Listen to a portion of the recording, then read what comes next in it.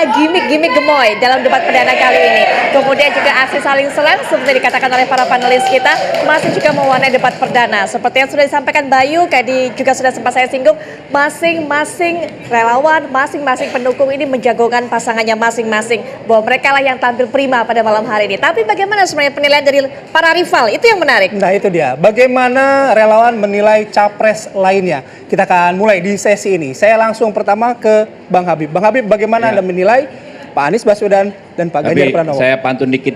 Silakan Bang. Ke Pangandaran. Sebentar. Ke Pangandaran naik mobil balap. Cakep. Prabowo Gibran yang paling siap. Iya.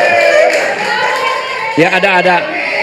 Bagus ya. Oke. Penampilan Pak Anies bagus, Pak Ganjar bagus. Cuma memang ada yang perlu diluruskan.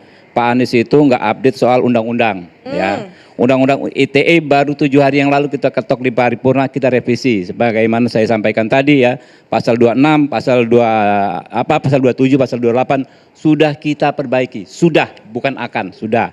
Undang-Undang 146 pasal 14 tentang penyebaran berita bohong sudah kita perbaiki di KUHP dengan pasal 263. Penyebaran berita bohong baru bisa dihukum kalau menimbulkan kerusuhan secara fisik. Jadi apa yang disampaikan Pak Anies akan ternyata sudah dan akan kita terus lanjutkan.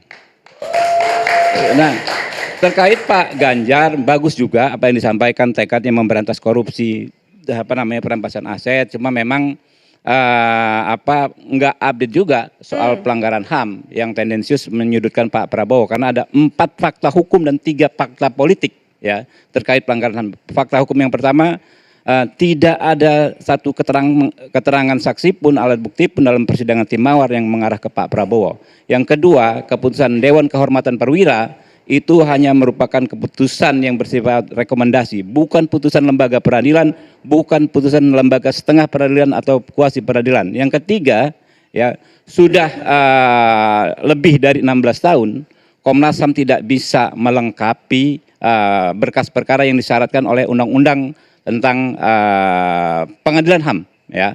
Lalu yang keempat, keputusan Presiden ya Kepres B.J. Habibie menyebutkan Pak Prabowo bukan diberhentikan dengan tidak hormat, tetapi dengan hormat dan menghargai pengabdiannya selama menjadi anggota ABRI, Angkatan Bersenjata Republik Indonesia. Dan 3 fakta politik yang penting bahwa tadi disampaikan kalau toh Pak Prabowo dipercaya sebagai pelanggar HAM, kok ya Bu Mega mau menjadikan dia cawapres? Kalau toh Pak Prabowo dipercaya sebagai pelanggar HAM, kok ya Pak Mahfud cawapresnya Pak Ganjar mau menjadi ketua tim ses Pak Prabowo, ya kan? Kalau toh ya Pak Prabowo dipercaya sebagai pelanggar HAM, kok ya Mas Anies mau dicalonkan oleh Pak Prabowo ketika menjadi gubernur? Itu. Oke, baik, terima kasih Bang Habib. Saya langsung geser ke Mas Tama. Silakan, bagaimana penampilan Pak Anies dan Pak Prabowo malam hari ini? Apalagi tadi disebut juga nggak update, namanya Pak Ganjar nggak